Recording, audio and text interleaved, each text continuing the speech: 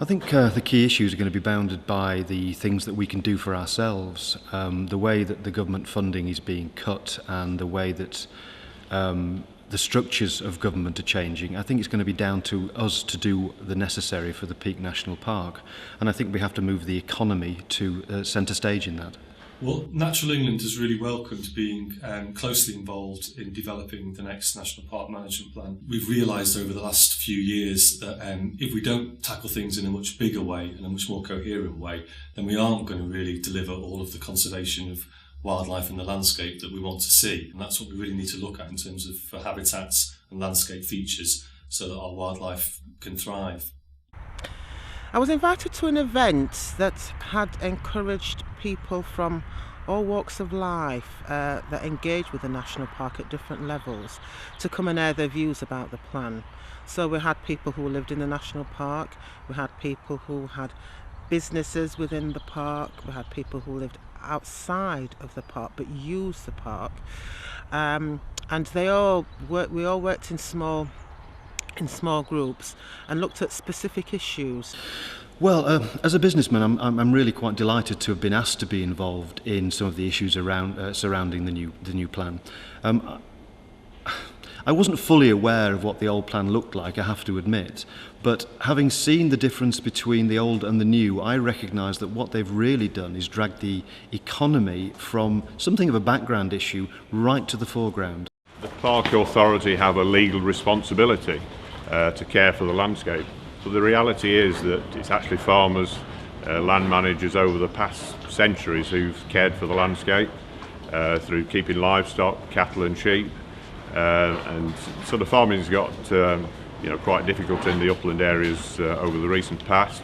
And I think it's important that we try and create a framework that allows farms to develop, to expand, meet the needs of the marketplace, and the sort of political needs as well that the future's going to throw at us.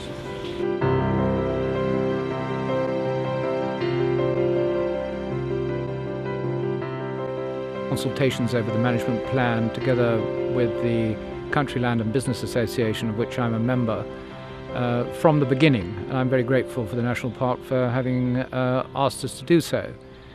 I think what we have managed to do is to raise the priority of the economy, firstly.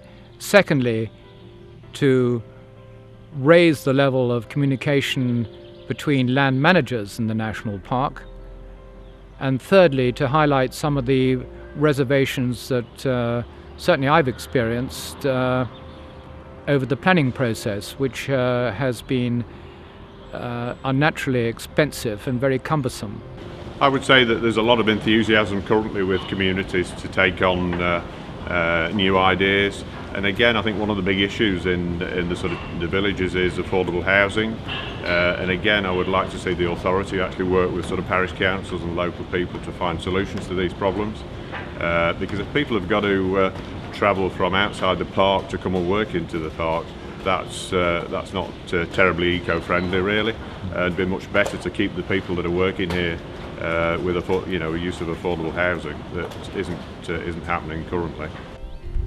I think what's very important is to make sure that the communities are engaged, fully engaged. It's no good just expecting them to do what you want them to do. You need to think about what's important to the community, even if it isn't important to the park at this moment in time.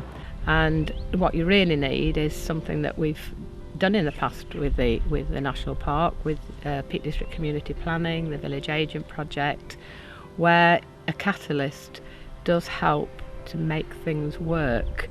I think a great project the National Park has spearheaded is the opening up of the Montsalvat Trail. It's a fantastic example of where the public sector can actually make a massive difference to the benefit of everybody, and where the private sector will just feed off it. And what will happen is, because the infrastructure has been changed by the National Park and they've had the strategic foresight to develop this trail, the spin-off benefits will be that it will encourage people to come for short breaks using pedal power. I think being the lungs of the nation is a great start, but I think we can be seen as sending people away from the park with a real understanding of how we're helping to change what needs to be changed.